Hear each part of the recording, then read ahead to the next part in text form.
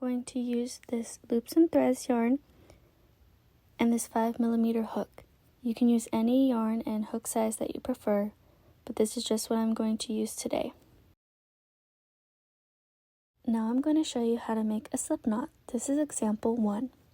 Make sure that the tail is always at the bottom. Now you're going to wrap the yarn around 2 of your fingers and secure the bottom with your thumb. You're going to insert your hook under the yarn and twist all the way around. I always grab the base of the slip knot with my thumb and my middle finger to keep it secure and in place. And then you're going to wrap your hook around the yarn and pull through the loop. Make sure your hook is always facing down. And this is how you create a slip knot. I'm going to show you one more time how to make a slip knot.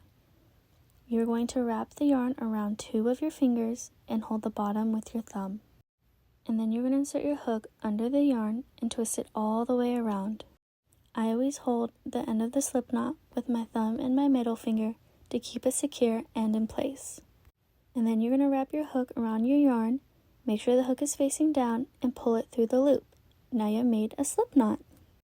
This is another example of how to make a slip knot. Hold the yarn with your thumb and your middle finger and stretch it with your pointer finger. Insert the hook under the yarn and twist it all the way around like you did with the other one. Hold the slip knot in place with your thumb and your middle finger and wrap your hook around the yarn and pull through the loop. Make sure your hook is facing down. And this is how you create a slip knot. And here I am showing you again example 2 of how to create a slip knot. Hold the end of the yarn with your thumb and your middle finger and stretch it with your pointer finger. Insert your hook under the yarn and twist all the way around. Hold the end of the slip knot with your thumb and your middle finger to keep it in place, and then wrap your hook around the yarn and pull it through the loop. And this creates a slip knot. It cannot go anywhere. This is a common mistake that many beginner crocheters make when they first learn to crochet. Do not ever leave your hook facing up when you are trying to pull through loops. It will not work, as shown here. Don't do this.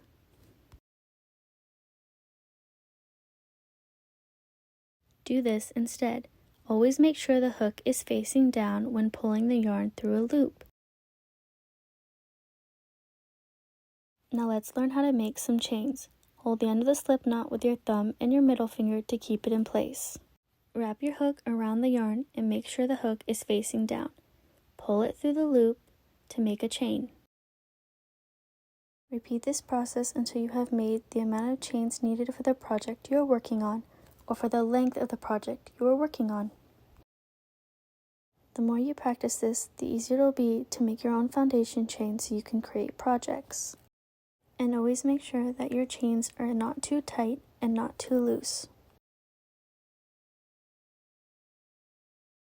After you have created the amount of chains that you need, this is what it should look like at the end. Now it is time to learn how to make a single crochet into the foundation chain that you have created. You always start crocheting the second chain from the hook, not the first but the second. Insert the hook through the second chain from the hook. Now wrap your hook around your yarn and pull through the chain. You should have 2 loops on your hook. Wrap your hook around the yarn again and pull through both of the loops that are on your hook. You have created a single crochet. Repeat this process to make a single crochet in each chain on your foundation chain. The more you practice this, the easier it will get and the quicker you will be at making single crochets.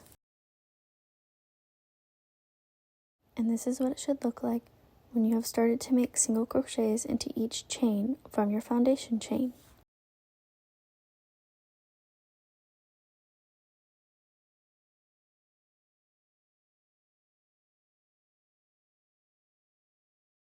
After completing a single crochet in each chain, this is what it should look like at the end.